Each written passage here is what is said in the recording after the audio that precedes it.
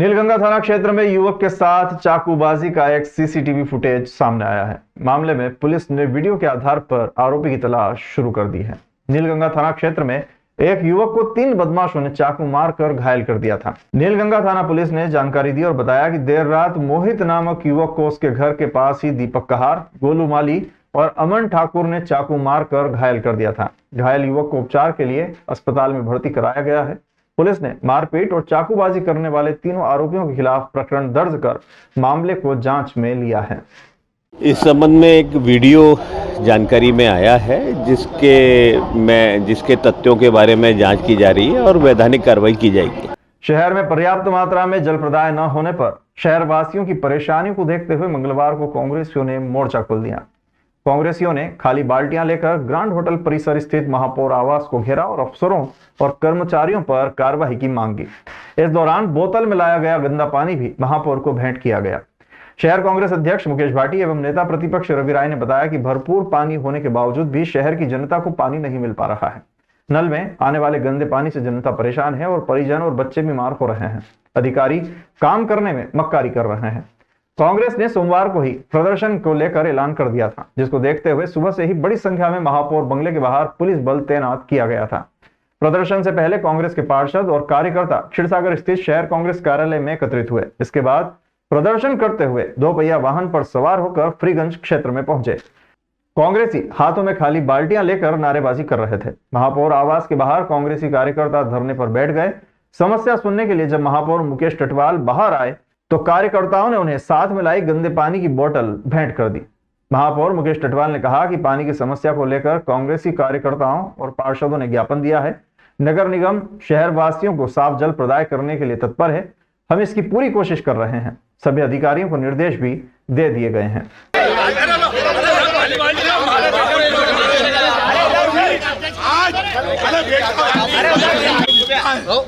की जो परेशानी लगातार हम लोग कर रहे हैं, वोट विफल हो चुका है। लगातार 20 वर्षों से मध्य प्रदेश में भारतीय जनता पार्टी की सरकार है। 10 साल से दिल्ली में भारतीय जनता पार्टी की सरकार है। ये तीसरे टर्म में भारतीय जनता पार्टी का बोर्ड है। इनको काम करने में क्या सुविधा हो रही है? क्या इनके पास पैसे नहीं मिल रहे हैं? आए दिन माननीय मुख्यमंत्री जी घोषणा करते 400 करोड़ 500 करोड़ की। जिस मार्ग से मुख्यमंत्री जी निकल रहे हैं वो मार्ग के गड्ढे पड़े हुए हैं। इस शहर की जनता को गुमराह और झूठ बोलना माननीय मुख्यमंत्री जी बंद करिए और आपके आसपास आजू बाजू जितने भी चापलूसों की गैंग है उनको हटा के शहर की स्थिति से अवगत होइए। शहर की जनता को पानी नहीं मिल रहा है, लाइट की कमी है, आवारा मवेशी है, गंदगी है, पूरा शहर अव्यवस्था से भरा पड़ा है। माननीय मुख्यमंत्री जी आपके माध्यम से मैं निवेदन करना चाहता हूँ कि आप जिस प्रकार आदि अनादिकाल में राजा महाराजाओं के युग में जब राजा महाराजा अपने क्षेत्र की जनता प्रजा का भेष बदल कर जब जानकारी लेना चाहते थे, बाकी माननीय मुख्यमंत्री जी आप भी निकलिए और आपकी जनता का हालचाल जानिए। लगातार नगर निगम में कई बार ज्ञापन प्रदर्शन धरना देने के बाद महापौर जी कभी हमारा ज्ञापन लेने नहीं आए। आज मजबूरी बस हमें उनके निवास पे आना पड़ा। हम कोई बिना बुलाए किसी के घर जाने वाले लोग नहीं है, पर आज शहर की जनता के दर्द को समझते हुए, प्यासी जनता के दर्द को समझते हुए पूरा शहर गंदे पानी के कारण पीलिया, मलेरिया, डेंगू, चिकनगुनिया इस उज्जैन शहर सीएम के नगर में सब हो रहा है। तो आज मजबूरी बस कांग्रेस पार्टी के साथियों को बाल्टी लेकर के महापौर के बंगले पे आना पड़ा और हमने कहा महापौर जी जागो, अपने अधिकारों का उपयोग करो। अगर आप नगर निगम में नियंत्रण खो चुके हो तो फिर क्यों पद पे रहते हो भाई? हमने मांग की है कि इस शहर की जो स्थिति है उसको ध्यान में रखते हुए मेरीन काउंसिल की बैठक बुलाए और तत्काल ऐसे निर्णय ले जो अधिकारी कर्मचारी दोषी है, मक्कारी, लापरवाही, निष्क्रियता या भ्रष्टाचार में लगे हुए और उन सबको सस्पेंड करने का अधिकारी महापौर को अधिकार प्राप्त है। जनता पार्षदों के साथ बेइज्जती कर रही है, कोई निर्माण काम नहीं है 2.5 साल से। किसकी सरकार है? किसका बोर्ड है? आज पेयजल समस्या को लेकर के लोगों ने ज्ञापन दिया है। अभी विगत 2 दिन पहले एक एक्सीडेंट के कारण हमारा फॉल्ट हो गया था, डीपी जल गई थी, इस कारण से जल की आपूर्ति बराबर नहीं हो पाई। उन सबको हमने ठीक कर लिया है और उज्जैन शहरवासियों को नियमित रूप से साफ और स्वच्छ जल हम देंगे। थाना नागझिरी द्वारा बनाए गए कथित धर्म परिवर्तन और बलात्कार के मामले में आरोपी युवक को 11 महीने जेल में रहना पड़ा। अब युवक को कोर्ट ने मामले में बरी कर दिया है। थाना नागझिरी द्वारा एक प्रकरण दर्ज कर कथित रूप से धर्म परिवर्तन कराने और शादी का झांसा देकर बलात्कार करने वाले युवक फरजान को जेल भेज दिया गया था। 26 अक्टूबर को दशम अपर सत्र न्यायाधीश उज्जैन द्वारा आरोपी फरजान निवासी नागझिरी उज्जैन को बलात्कार एवं धर्म परिवर्तन करने के आरोपों से दोष मुक्त कर दिया गया। थाना नागझिरी द्वारा फरियादिया की शिकायत पर आरोपी फरजान के विरुद्ध दिनांक 2 नवंबर 2023 को बलात्कार एवं धर्म परिवर्तन करने के अपराधों की धाराओं में अपराध पंजीबद्ध किया गया था। अपराध दर्ज किए जाने के पश्चात विवेचना कर न्यायालय के समक्ष इसे प्रस्तुत किया गया था। लंबे विचार के बाद न्यायालय द्वारा फरियादिया की कहानी को असत्य पाते हुए आरोपी फरजान निवासी नागझिरी को निर्दोष पाकर सभी आरोपों से मुक्त कर दिया गया। आरोपी की ओर से न्यायालय में वरिष्ठ अधिवक्ता चंदन गेरा ने पैरवी की थी। चंदन गेरा ने बताया कि इस प्रकरण के कारण फरजान को करीब 11 महीने जेल में बिताना पड़े। इससे फरजान को शारीरिक और मानसिक कष्ट के साथ आर्थिक नुकसान भी उठाना पड़ा है। न्यायालय ने केस की सुनवाई के दौरान उनके तथ्यों को देखते हुए न्यायालय ने फरजान को दोष मुक्त कर दिया। सर मैं निर्दोष था, मुझे झूठा फंसाया गया इन्होंने। कितने टाइम जेल में रहना पड़ा? समथिंग 11 महीने जेल में रहा। कैसे फिर आप बाहर कैसे आए? सर वकील साहब तो चंदन घेरा उन्होंने मेरे को वो न्याय वो में दिलाया। ये प्रकरण ऐसा था कि वर्ष 2023 में नवंबर माह में फरियादी द्वारा थाना नागझिरी पे प्रकरण दर्ज कराया गया था कि आरोपी जो वर्तमान में निर्दोष साबित हुआ है उसके द्वारा उससे बहला फुसला कर और उसका धर्म परिवर्तित करवा कर उससे विवाह करने का आश्वासन देकर उसके साथ बलात्कार किया गया था। इस तरह का मामला नागझिरी थाने द्वारा दर्ज किया गया था। अपराध दर्ज होने के पश्चात विवेचना उपरांत अभियोग पत्र न्यायालय में प्रस्तुत किया गया और अभियोग पत्र प्रस्तुति के बाद पूरा विचारण में यह सिद्ध हुआ कि जो फरियादिया की कहानी थी वो पूर्णतः असत्य थी और निर्दोष व्यक्ति को इस अपराध में असत्य रूप से संलिप्त किया गया था। तो सामाजिक संगठनों ने भी इसमें इंटरवीन किया था, इस कारण से प्रकरण दर्ज हुआ था। ये प्रारंभिक तौर पे ऐसी कुछ बातें निकल कर आई थी कि सामाजिक संगठनों द्वारा दबावपूर्वक ये अपराध दर्ज कराया गया था, जो न्यायालय में साबित हुआ कि आरोपी द्वारा किसी प्रकार का कोई अपराध कारित नहीं किया गया। सोमवार अल सुबह हुई भस्म आरती और उसके बाद भोग आरती के दौरान महाकाल मंदिर के सुरक्षा कर्मियों ने 2 चोरों को शंका के आधार पर पकड़कर पुलिस के हवाले कर दिया। इधर सुबह भस्म आरती में महाकाल मंदिर समिति के प्रशासक ने औचक निरीक्षण किया तो एक सुरक्षा कर्मी 2 भक्तों को भस्म आरती में ले जाते हुए पकड़ा गया, जिसके बाद उसे जांच के लिए पुलिस के हवाले कर दिया गया। मंदिर में सुबह हुई चोरी की घटना में शामिल गुजरात के गोधरा निवासी जयंती नामक चोर इससे पहले भी जून 2024 को मंदिर से चोरी करते हुए पकड़ा जा चुका है। इसके बाद महाकाल थाना पुलिस ने कार्रवाई कर उसे कोर्ट में पेश किया था। एक बार फिर सोमवार सुबह जयंती अपने मित्र प्रहलाद गुजराती के साथ वारदात करने पहुंचा, लेकिन महाकालेश्वर मंदिर की सुरक्षा व्यवस्था में लगे सीसीटीवी कैमरे के माध्यम से सर्चिंग की गई। उसी के आधार पर चोरों को कमरों में देखा गया।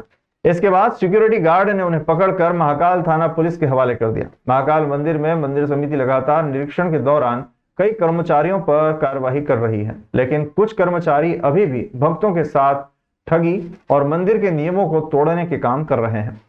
सोमवार अल सुबह भस्म आरती के दौरान मंदिर प्रशासक गणेश धाकड़ ने औचक निरीक्षण किया। इस दौरान मंदिर में सुरक्षा देने वाली कंपनी क्रिस्टल का कर्मचारी लव शंख द्वार से 2 श्रद्धालुओं को भस्म आरती में प्रवेश दिलाने के लिए मंदिर परिसर में ला रहा था। इस दौरान प्रशासक ने चेकिंग की तो दोनों भक्तों को बिना परमिशन के पकड़ लिया गया। हाँ, 2 लोग दर्शन करने आए थे, दाऊद के रहने वाले हैं। एक का नाम जयंती, एक का नाम प्रहलाद है। लोगों को शंका हुई, एक की जेब भी कटी है, तो मुझे भी शंका है कि उसमें से 2 में से एक पहले पकड़ा चुका है मेरे आने के पहले। उस पर क्या कार्रवाई है इसकी जानकारी लूँगा मैं। अब इनसे सघन पूछताछ की जाएगी कि वास्तव में जेब कतरे हैं कि दर्शनार्थी हैं। अभी आज सवारी है, इसलिए व्यस्तता होने का पूछताछ नहीं हो पाई है। सवारी के बाद पूछताछ की जाएगी तो इसका पूरा निकाल हुआ जाएगा। हाँ, प्रशासक महोदय ने बताया है कि कोई गार्ड है जिसने पैसे ले लिए हैं और नकली भस्मारती बनाने के लिए, लेकिन भस्मारती नहीं बनाई है। तो प्रशासक साहब ने मेरे बुला के आप लिख के दीजिए, मैं मुकदमा कायम करूँगा और गार्ड को अरेस्ट करूँगा। शिप्रा को प्रवाहमान बनाने के लिए जल संसाधन विभाग ने 614 करोड़ 53 लाख रुपए की लागत से सेवरखेड़ी सिलारखेड़ी परियोजना तैयार की है। इस परियोजना में बारिश के दौरान शिप्रा का पानी सेवरखेड़ी के सिलारखेड़ी तालाब में स्टोर किया जाएगा, जिसे बाद में फिर क्षिप्रा में छोड़ा जा सकेगा। सितंबर में प्रोजेक्ट को प्रशासकीय स्वीकृति मिलने के बाद हाल ही में इसके लिए टेंडर भी जारी कर दिए गए हैं। 28 अक्टूबर को टेंडर ओपन होना था, लेकिन पर्व व शासकीय अवकाश के चलते इन्हें अभी नहीं खोला जा सका। सोमवार मंगलवार को टेंडर ओपन होने की संभावना है। सब कुछ सही रहा तो पहले टेंडर में ही प्रोजेक्ट के लिए निर्माण एजेंसी तय हो जाएगी। जल संसाधन विभाग के अधीक्षण अभियंता पी के खराड़ ने बताया कि बारिश के दौरान क्षिप्रा नदी का 90% प्रवाह बारिश के मौसम में ही रहता है। क्षिप्रा पर बड़ा डैम नहीं होने से बारिश में इसका पानी स्टोर नहीं हो पाता। नतीजतन बारिश के दौरान क्षिप्रा में आए पानी की बड़ी मात्रा बेवजह बह जाती है। क्षिप्रा को लगभग पूरे वर्ष प्रवाहमान बनाए रखने के लिए सेवरखेड़ी सिलारखेड़ी परियोजना तैयार की गई है। योजना क्रियाशील होने के बाद उम्मीद है कि क्षिप्रा को बारिश के बाद भी पूरे वर्ष प्रवाहमान रखा जा सकेगा। इसके साथ ही सिंगस्त 2028 के लिए भी इस परियोजना को महत्वपूर्ण माना जा रहा है। दरअसल सिंगस्त 2016 में स्वच्छ जल की उपलब्धता के लिए नर्मदा का पानी क्षिप्रा में डाला गया था। तब साधु संत व अन्य लोगों ने अगला सिंहस्थ स्नान क्षिप्रा के जल से ही करने की मांग उठाई थी। इसके लिए क्षिप्रा के आसपास पौधारोपण की भी मुहिम चलाई गई। साथ ही क्षिप्रा पर सेवरखेड़ी डैम निर्माण का भी मुद्दा समय समय पर उठता रहा है। बाद में सेवरखेड़ी सिलारखेड़ी परियोजना तैयार की गई। इस परियोजना से उम्मीद है कि सिंहस्थ 2028 में स्नान के लिए नर्मदा का पानी लाने की आवश्यकता नहीं पड़ेगी। सिलारखेड़ी सेवरखेड़ी जो हमारा प्रोजेक्ट है वो उसकी हमको प्रशासकीय स्वीकृति लगभग 614 करोड़ की प्राप्त हो चुकी है। अभी सेवरखेड़ी सिलारखेड़ी परियोजना की निविदा की कार्रवाई प्रक्रिया में है। उम्मीद है कि अगले महीने या नवंबर लास्ट तक हमको एजेंसी विभाग के साथ अनुबंध कर लेगी। रोपवे की सौगात मिलने के बाद देश भर से आने वाले श्रद्धालुओं को महाकाल मंदिर पहुंचने की सुविधा मिलेगी। रोपवे उज्जैन रेलवे स्टेशन से लेकर महाकाल मंदिर तक बनेगा। रेलवे स्टेशन से हाई सेकेंडरी स्कूल और फिर महाकाल मंदिर प्रशासक कार्यालय के पास तक करीब 1.7 किलोमीटर तक बनने वाला रोपवे मोनोकेबल डिटेचेबल तकनीक से ऑपरेट किया जाएगा, जिसमें रोजाना 64,000 महाकाल के भक्त आना जाना कर सकेंगे। करीब 199 करोड़ की लागत से बनने वाले इस रोपवे के लिए 13 टावर बनेंगे। इन टावर के लिए जमीन का सर्वे राजस्व विभाग की टीम ने कर लिया है। उनके अनुसार 13 पॉइंट में से 11 जगह शासकीय और 2 स्थानों पर निजी भूमि आ रही है। उक्त निजी भूमि के अधिग्रहण की जिम्मेदारी शासन के राजस्व विभाग को सौंपी गई है। अब जमीन संबंधी समस्या का निराकरण करने के बाद कंपनी ने टावर बनाने का कार्य शुरू कर दिया है।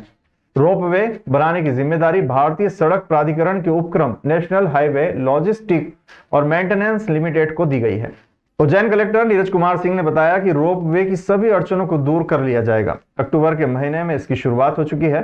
आगामी 2026 नवंबर तक इसकी डेडलाइन रखी गई है और कंपनी को जमीन संबंधी सभी बाधा दूर कर कार्य शुरू करने के लिए आदेश जारी कर दिए गए हैं। उड़ीसा की MS infra engineering construction company इसे 2025 तक बनाकर देगी। इसमें 3 स्टेशन बनेंगे। पहला रेलवे स्टेशन के माल गोडाउन पर, दूसरा त्रिवेणी सरफेस पार्किंग पर और आखिरी में तीसरा चारधाम मंदिर के पास शक्ति पथ पर, चारधाम मंदिर के पास रुद्रसागर पर बन रहा है, जो कि नए ब्रिज के सामने स्कूल के पास होगा। रोपवे का टर्निंग सरफेस पार्किंग से होगा। तीनों ही स्टेशन पर बोर्डिंग और डी बोर्डिंग की सुविधा मिल सकेगी।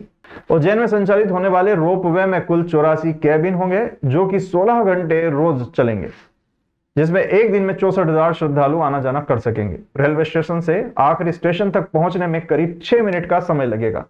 एक बार में एक कैबिन में 10 लोग बैठ सकेंगे।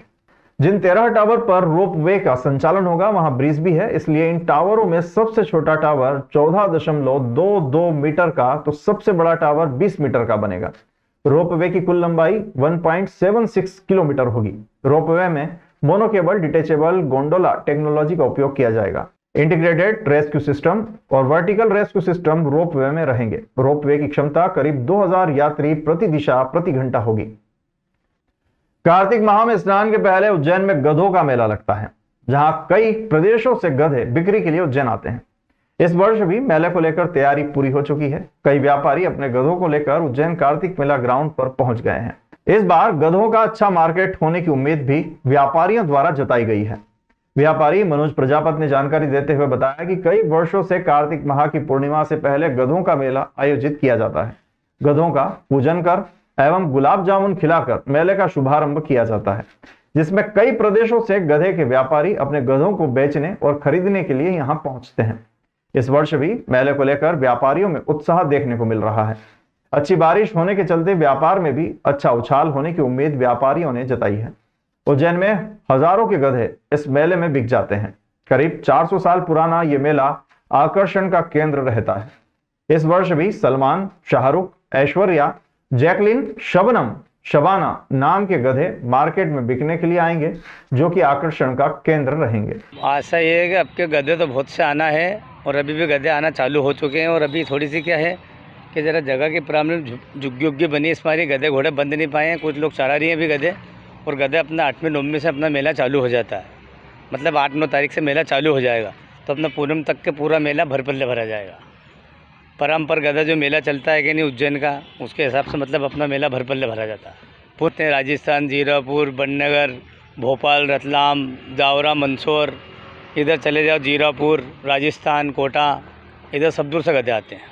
इसकी शुरुआत हो जाती है अपनी 8वीं 9वीं से, या 8-9 तारीख से अपना मेला चालू हो जाएगा। तो अभी ये जैसे देवउठनी 11 से आएगी, इस पर भर पल्ले मेला पूरा भरा जाएगा, तो अच्छी चाकाचून भरा जाएगा। कम से 1000-1500 गधे मेले में आ जाए। ऐसा करते हैं जैसे 8वीं 9वीं में रिबिन बांध के ने मेले का सुबह में करते हैं, गधे घोड़े की पूजा कर कुरा के मेले के अंदर प्रस्तुति रहती है। जैसे हाँ, जामुन वगैरह गुलाब जामुन खिलाए जाते हैं गधों को, उसके बाद में फिर उसकी रिबिन काट के ने मेले के अंदर प्रस्तुति देते हैं। चारधाम मंदिर पर प्रतिवर्ष अनुसार इस वर्ष भी 56 भोग का आयोजन किया गया, जिसमें बड़ी संख्या में भक्तों ने प्रसादी ग्रहण की। महामंडलेश्वर शांति स्वरूपानंद जी महाराज ने बताया कि बदलते आधुनिकता के इस दौर में अब जहरीला खाद मिट्टी को खराब कर रहा है। अब धीरे धीरे लोग फिर से जैविक खाद, गोबर के खाद की ओर आगे बढ़ रहे हैं। इसी को ध्यान में रखते हुए पुराने समय में जब गोबर के खाद का ही उपयोग खेतों में किया जाता था, तो स्वच्छ फसल पैदावार उत्पन्न होती थी। यही कारण है कि भगवान श्री कृष्ण ने गोवर्धन पर्वत उठाकर उनकी पूजा का महत्व बताया था। तब से ही गोवर्धन पूजा की जाती है और इसके साथ साथ गाय बैल की पूजा भी की जाती है। इसी को ध्यान में रखते हुए 56 भोग लगाकर आज सत्संग का आयोजन किया गया और 56 भोग के प्रसाद को भक्तों में वितरित किया गया। देखिए, हिंदू सनातन धर्म उत्सवों का, पर्वों का, प्रसन्नता का, खुशियों का, सर्वे भंतु सुखिना का ऐसा त्यौहार है। दीपावली का पर्व, दीपोत्सव जो हमारे यहाँ नया वर्ष के रूप में स्वीकार करते हैं, वो पूर्ण हुआ है। हम लोग आश्रम की दृष्टि से भगवान का 56 भोग जो भगवान श्री कृष्ण ने ब्रजवासियों से करवाया था कि भाई हम परोक्ष देवता की पूजा नहीं, प्रत्यक्ष देव जो पेड़ हैं, पहाड़ हैं, गोवर्धन है, गाय है, क्योंकि हमारे यहाँ गोधन, गजधन, बाजधन और रतन धन खान, जब आवे संतोष धन सब धन धूरि समान, तो गोधन विशेष माना है। तो गोधन इसलिए भी था कि पहले बैल से खेती भी होती थी, तो गोबर से प्राकृतिक रूप से पृथ्वी उपजाऊ होती थी, तो गोवर्धन का बड़ा महत्व था। क्योंकि आज भी लोग धीरे धीरे अब ये जैविक खेती की तरफ ही जा रहे हैं। अब खाद हमारी उर्वरक शक्ति को ख़त्म कर रहे हैं, तो फिर से गोबर पर लौट रहे हैं। अब गोबर से गैस है, गोबर के द्वारा खेती उपजाऊ बनानी है, नहीं तो बंजर हो जाएगी खेती। तो ये गोवर्धन की पूजा का महत्व बताने की दृष्टि से भी, और समरसता, एकता, अखंडता और हिंदू संस्कृति, ये जो प्रकाश की पर्व की संस्कृति है, वो समाज में प्रकाश फैलाती रहे। तमसो मा ज्योतिर्गमय, हम सब लोग अंधकार से प्रकाश की ओर चले। अपने जीवन में जो कुविचार है, जो अज्ञान है, अविद्या है, उसको नष्ट करके ज्ञान की ओर चले और ज्ञान को प्रकाशमय अपने जीवन में बनाते हुए अपने जीवन को सुखी बनाएं। मध्य प्रदेश राज्य विधिक सेवा प्राधिकरण के निर्देश अनुसार न्यायोत्सव विधिक सेवा सप्ताह 4 से 9 नवंबर 2024 तक मनाया जाएगा। इसके उपलक्ष्य में प्रधान जिला एवं सत्र न्यायाधीश राजेश कुमार गुप्ता के मार्गदर्शन में जिला विधिक सेवा प्राधिकरण जिला न्यायालय परिसर से बाइक रैली निकाली गई। प्रधान जिला एवं सत्र न्यायाधीश राजेश कुमार गुप्ता द्वारा बाइक रैली को हरी झंडी दिखाकर न्यायोत्सव विधिक सेवा सप्ताह का शुभारंभ किया गया। उक्त अवसर पर विशेष न्यायाधीश सुनील कुमार, जिला अधिवक्ता संघ के अध्यक्ष अशोक यादव, अधिवक्ता महेंद्र सोलंकी, सचिव कपिल भारद्वाज, जिला विधिक सहायता अधिकारी चंद्रेश मंडलोई, न्यायाधीशगण, अधिवक्तागण एवं पदाधिकारीगण आदि उपस्थित हुए। बाइक रैली के माध्यम से आमजनों को विधिक जागरूक एवं साक्षर होने का संदेश दिया गया। उक्त बाइक रैली में विधिक सहायता एवं सेवा योजना की स्लोगन, तख्तियों एवं बैनर्स के माध्यम से विधिक सेवा सप्ताह का प्रचार प्रसार कोठी से टावर चौराहा तक बाइक रैली निकालकर किया गया। उक्त बाइक रैली में न्यायाधीशगण, कर्मचारीगण, पैनल बायर्स, LADCS अधिवक्तागण, पैरालीगल, वॉलंटियर्स आदि की सहभागिता रही। 4 नवंबर को जिला उज्जैन की समस्त जेलों में विधिक जागरूकता शिविर का आयोजन भी किया गया।